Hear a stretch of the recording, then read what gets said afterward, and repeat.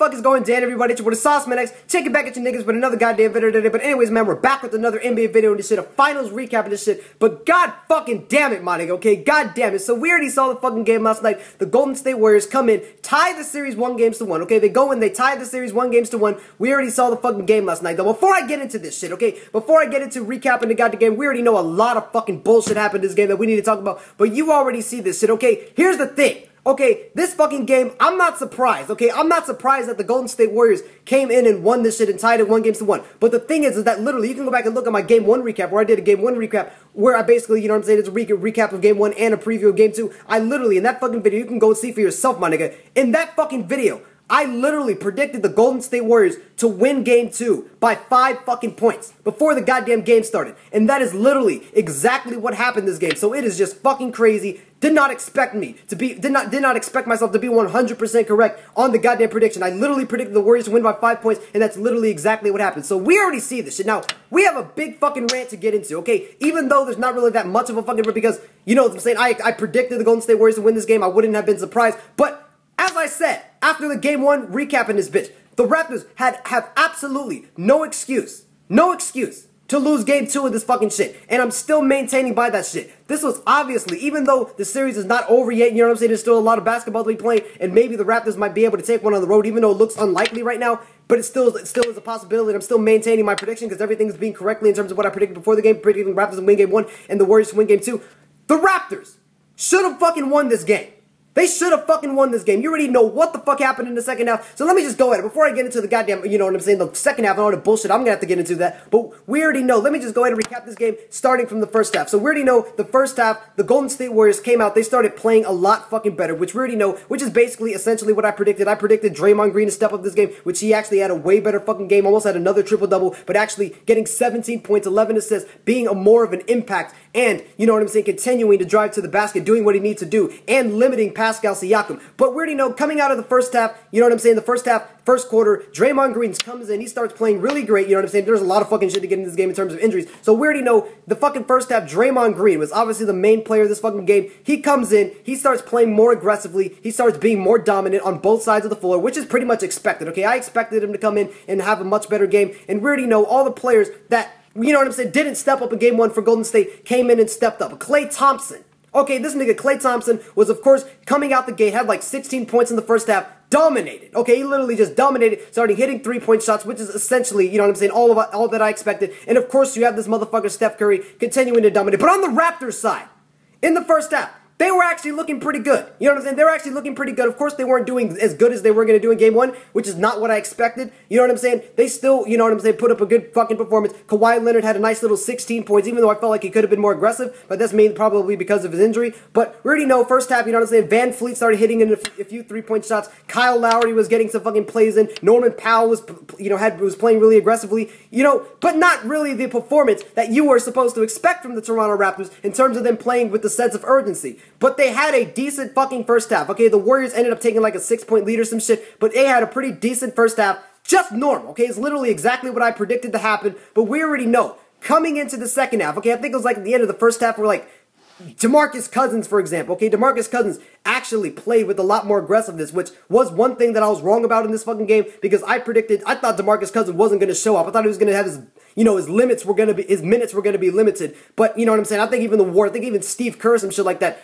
didn't even intend DeMarcus Cousins for him to be playing that long. But he came in, he actually dominated, had a nice little 11 fucking points, but he had like a nice little double-double, getting the fucking rebounds, taking it to the free throw line. So he had a pretty decent performance. And I think Kevon Looney or some shit like that is injured, so he has to fill up for him or some shit like that. So they played pretty good, okay? The Warriors had a better performance, just as I expected in the first half. But we already fucking know.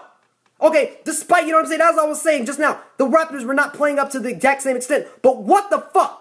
That's all I have to fucking say with this shit. What the fuck happened in the second? Maybe I'm overreacting, you know what I'm saying, because it's just one bad game. But what the fuck happened to the Toronto Raptors in the second half? What happened?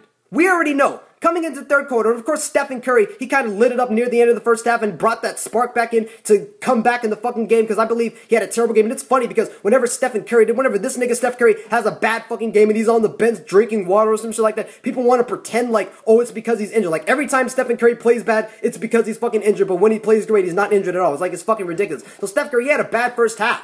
You know what I'm saying? He had a bad first half, but he picked it up in the fucking second half. I mean, near the end of the second quarter, hitting a few three-point shots, and they were doing really great defensively. So they're playing actually pretty good. But no excuses with this shit.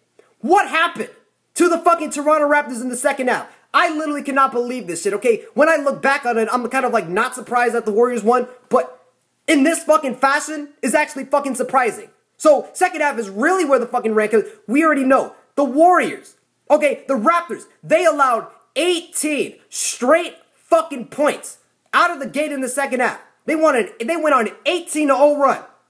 And I literally could not fucking believe that shit. Like, I believe I was like, goddamn. Like, I was literally just like, goddamn, what the fuck happened? Okay, I remember, like, right out the gate in the second half, Klay Thompson hits a few three-point shots. Steph Curry, you know what I'm saying? He comes in doing his thing. Draymond Green, DeMarcus Cousins, you know what I'm saying? They're playing with a lot more sense of urgency, and you have this motherfucker Quinn Cook, a player that's only supposed to average 5 points per game. This nigga Quinn Cook just came out of nowhere in the second half and just drops 3 straight three-point shots. And I'm just like, what the fuck is going on? So the Raptors were winning.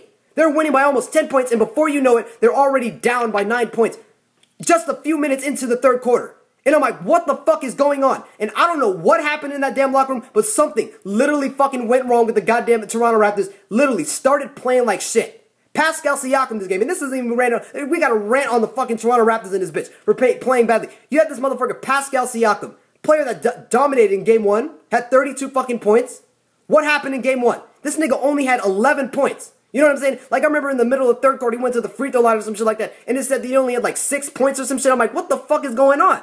You know what I'm saying? Like, what the fuck is going on? You had this motherfucker Kyle Lowry, who eventually fouled out. He only had 13 points. Wasn't really that effective. Did absolutely nothing in the fourth quarter. Nothing in the second half. You know what I'm saying? It was literally just Kawhi Leonard, which Kawhi Leonard obviously stepped up this game, but his team did not step up, and they were completely inconsistent. You had points where this motherfucker Danny Green, of course, you know what I'm saying? I was wrong about him in game 1 hitting 3-point shots, but I wasn't expecting him to be consistent, so this game, absolutely nothing went for him. You know what I'm saying? He made absolutely no fucking shots. Serge Ibaka playing with no sense of urgency. Like, it literally makes absolutely no sense. So they come in, they play like shit in the second half, and the Warriors regain momentum of the game, and they just maintain the momentum by continuing to play aggressively. But of course, what the fuck happened? Like, the whole team collapsed. You know what I'm saying? And I personally believe that the reason why the team collapsed was mainly because, I don't know. I think it's because they fucking questioned their talent or some shit like that. Like, they didn't know what the fuck they were doing. You know what I'm saying? They were wondering, how the fuck did we win game 1 playing this greatly? How are we going to do that again? And they were too busy worried. Okay, they did not play with the sense of urgency. The whole team basically collapsed in the second half. So we already know, coming into the third quarter, they still kept it close. You know what I'm saying? And then coming into the fourth quarter, you know what I'm saying? They were trying to play catch up, okay? They were trying to come back in the fucking game. They're trying to, you know, they're saying they hit a few fucking shots. I believe they went on like a 10-0 run at some point near the end of the fourth quarter. But the Raptors missed out on multiple opportunities. And this even, some of the blame in this fucking game, of course, it's mainly on the teammates not showing up. But it also can be partially due to the fact that Kawhi Leonard, there were so many opportunities. I remember I saw this one fucking play, Kawhi Leonard at the three-point line, trying to cross up a fucking player, trying to cross up Draymond Green, playing great defense. And by the way, Klay Thompson also played great defense this fucking game on Kawhi Leonard, you know what I'm saying? But he still, you know what I'm saying, dropped 34 fucking points.